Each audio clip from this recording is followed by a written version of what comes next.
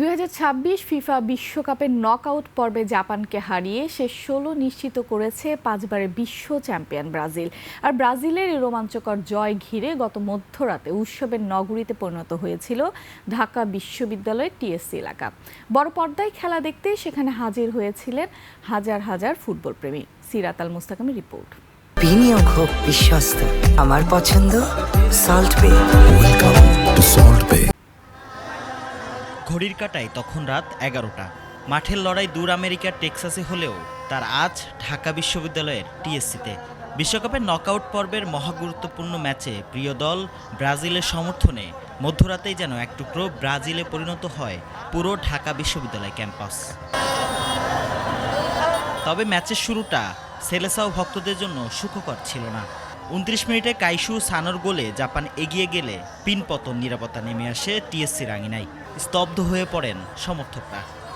Brazil আজকে অনেক প্রথম হাফের খেলা থেকে অনেকটা হতাশ। জাপান অনেক ভালো খেলেছে, অনেকগুলো পাস মিস করছে ব্রাজিল, কিন্তু হাফ টাইম তো বাকি আছে, দেখা যাক। একটা আমরা খেয়েছি, কিন্তু আরো দুইটা দেবো ইনশাল্লাহ, দেখা যাক কি হয়। আর আমরা চাই না যে ব্রাজিল এখন বাদ হোক, নাহলে বিশ্বকাপের মজাটা থাকবে না এখানে। ব্রাজিল এবার বিশ্বকাপ নিতে পারবে, আর জার্সি তো স্টার এবার ছড়াইব। সমর্থকদের সেই বিশ্বাস সত্যি হলো ম্যাচের দ্বিতীয়ার্ধে। 56 মিনিটে অধিনায়ক ক্যাসেমিরোর সমতাসূচক গোলে প্রাণ ফিরে পায় টিএসসি। তবে আসল নাটকীয়তা তখনও বাকি। খেলা যখন অতিরিক্ত সময়ের দিকে যাচ্ছিল, ঠিক তখনই এক্সট্রা টাইমের শেষ মিনিটে মার্তিনেল্লির জয়সূচক গোল, আর তাতেই বাঁধভাঙা উল্লাসে ফেটে পড়ে পুরো টিএসসি।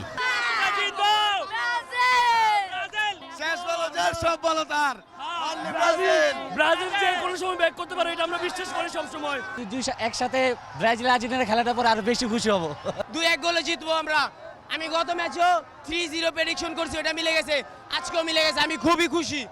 শত মাইল দূরের কাতার কিংবা আমেরিকার মাঠের উত্তেজনা যে এ দেশের ফুটবল প্রেমীদের কতটা ছুঁয়ে যায়, মধ্যরাতে টিএসসি তার চিরচেনা প্রমাণ। জাপানের বিপক্ষে এই নাটকীয় জয় ব্রাজিলের হেক্সা মিশনের স্বপ্নকে আরও বাড়িয়ে দিল তা বলাই বাহুল্য। সিরাত আল মুস্তাকিম, 21 টেলিভিশন, ঢাকা।